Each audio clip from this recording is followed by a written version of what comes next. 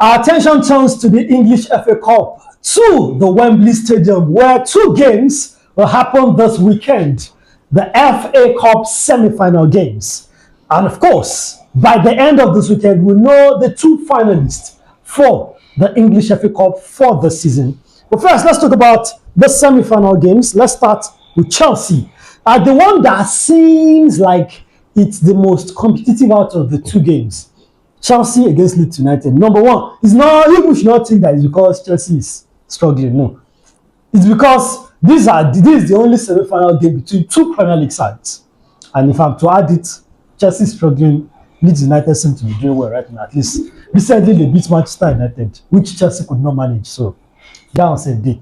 But then, let's talk about this game. New manager bounce, Fahad. How do you expect this to influence the result of this game? Well, first of all, I just want to say how happy I am that Chelsea are also experiencing something like this. Oh, really? Yes. No I mean, I was really happy. Fahad But then, no, when it comes to the match against Leeds United, I feel the fact that they know what's at stake. A chance to play Europa League next season. A chance to play Europe next season might be at stake. Especially from the league route. So maybe the FA Cup route can be a way for them to qualify for it. They are not informed right now. For Chelsea, they are not informed. I mean, FA Cup win is straight to Europa. Yeah. And Chelsea are not informed right now. And they are playing against a side who are battling relegation. And it looks like they are kind of moving far away from the relegation. They are currently informed. Leeds United. They are currently informed. I mean, they are 40 points right now. Yeah. On a normal day, 40 points should ensure safety. But then they are still going there. Last 2 games, they scored 5 goals in the last 2. They've gotten 4 points. And those 4 points were away to Manchester United and away to AFC Bournemouth. So it kind of shows you that this Leeds United, you can't say that, oh, yes, what they will haunt you. You kind of saw it again last season when Crystal Palace went on to win the FA Cup. They were defeating teams left, right, and center. So you can't use they are a small team to look at Leeds United when it comes to the FA Cup semi-final because it's a one-off game.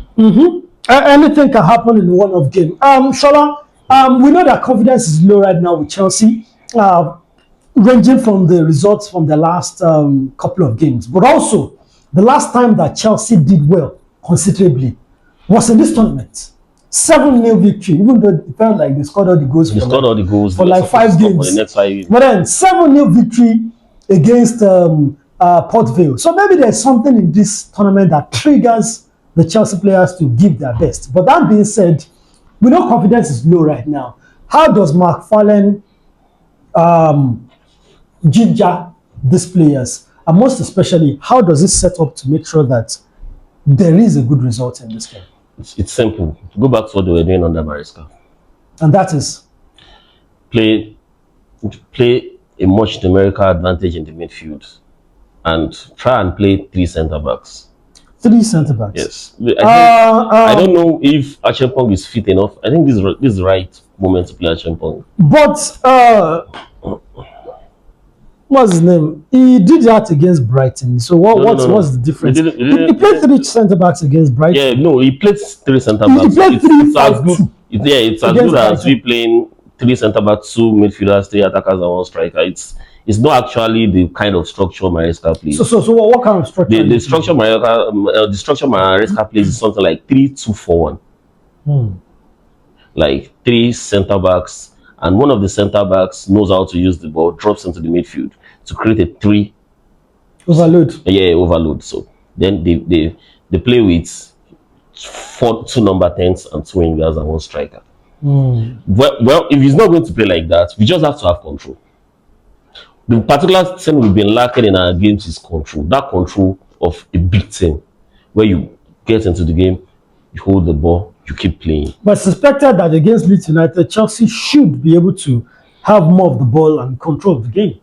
I'm not sure if we play, they're supposed to do it on the counter. If we play the same way we played against Brighton, We are still going to get this one will even be worse, maybe like 5. Of course, that's the reason why Lozano was fired. So. Yeah, that was why he was fired. So now under this particular coach, this coach has, I think there was a point we had this coach too as an interim coach, and yes, and he did quite well. He didn't do badly. So I think we will see. The only problem I'm having is I'm feeling this particular fixtures is coming a little bit early after the sack. I don't know if they will be able to train well. Well, sack on Wednesday. This game is on Saturday. On Saturday, it's too early.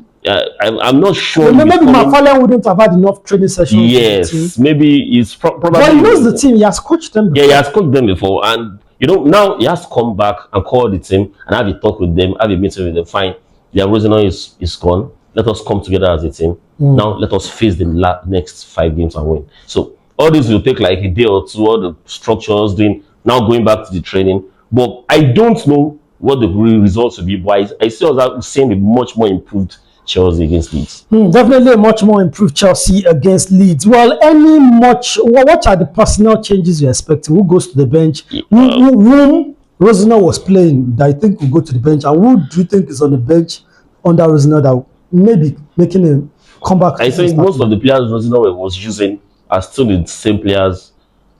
This guy is just the tactical arrangement. The changes and how we play. This is how we want to play. Under Rosino, we seem not to have that particular way we want to play. Especially from the midfield to the final third. We don't have a particular, like, let me say, structure, a pattern of play where we create chances. And that is why we are not scoring goals. Imagine against Brighton, we didn't have much shot on target because we are just hoping something happens. And a lot of backward passes. And a lot of backward. And the best we were doing is the best they were doing was putting the ball to the flanks and hoping you just cross the ball in and somebody else. And it's not going to work. There's no structure. I think we will be improved on that. Okay, so prediction for this game. I'm going with penalty. I see a draw, full-time draw, and I'm going penalty. Fahadi. So who is the penalty? It's going to be interesting. Is that the answer to who is? He wants to do that bad. No, I don't know it's going. I don't know you're driving now. This is where I said Fahadi. I understand now. Okay, so what's going to be the result? The final result now? The final result, I think Chelsea will win it. Oh really? Is that coming from? Is that what I'm saying? All right, let's talk about the second semi-final game. Manchester City against Southampton.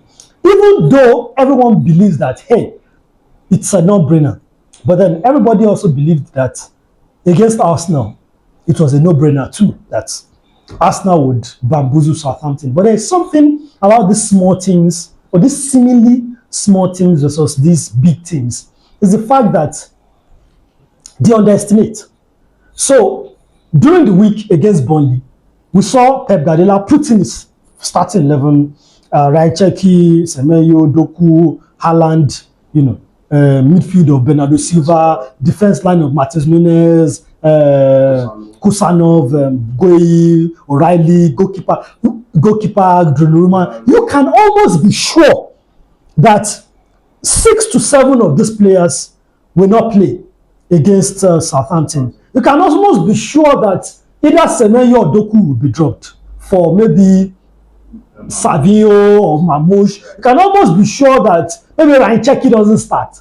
You can almost be sure that maybe Bernardo Silva doesn't play. Maybe they bring in Chijani Reinders. Maybe they drop Gueye for Ake.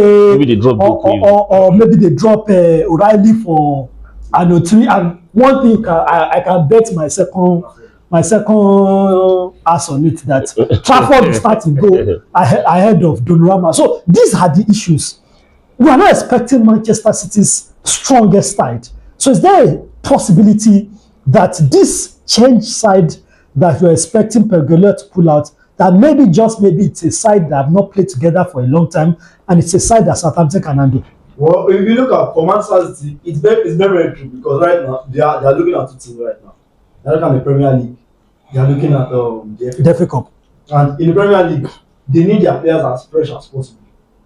Because if they continue using the same players week in, week out, and they use the same players to play the cup again, it's like very, very detrimental. I know fully well that the league might end up on goal difference. So amount of goals scored, they need their players as fresh as possible. So Pep Guardiola might be thinking, you know what? Why not let me just rest most of my players and just for the Premier League, for the FA Cup. For the FA Cup. I'll rest most of my players for the FA Cup and focus and bring my second team for the FA Cup. So that's what he might want to do. He might want to do against. Could this be counterproductive? Well, you only need to have a look at Pep Guardiola on the stand last night and how he was shouting his morale, and you have to be certain that he wants to win the Premier League. He is now keen on the Premier League. So to hell with FA Cup. Not to hell, literally. But he will rather have the Premier League and not have the FA Cup, because now he sees the Premier League as a cup he can get if they can spring up wins and not lose. So, but the FA Cup is also a addition to them, but they will rather have the Premier League. So in this kind of game, I would say maybe dropping some few players and let's not forget they have a very good quality on their bench too. So they have quality on their bench that can come in and still do well. Okay, all right. Let's predict this game. I mean, are we expecting a shock? Nah, I'm going Manchester United to win 3-1. 3-1. Okay, Shola? I'm going for a slim victory for Manchester City, a 3-2. So they're going to struggle. Yes. By the end of the day, they'll win. It's going to be Chelsea against Manchester City in the final of the FA Cup. Well, there you go. Do you think they're right? Do you think we're going to see two big teams in the final of the FA Cup? Or one big team and one small team? But my personal preference, of course, always will be Southampton versus Leeds United in the final. Let Southampton beat City, let Leeds beat Chelsea. Let's see Southampton and Leeds. Wow, amazing. In the final of the FA Cup. Amazing. How about that? I mean, that would be the perfect scenario. Let us know in the comment section what you think.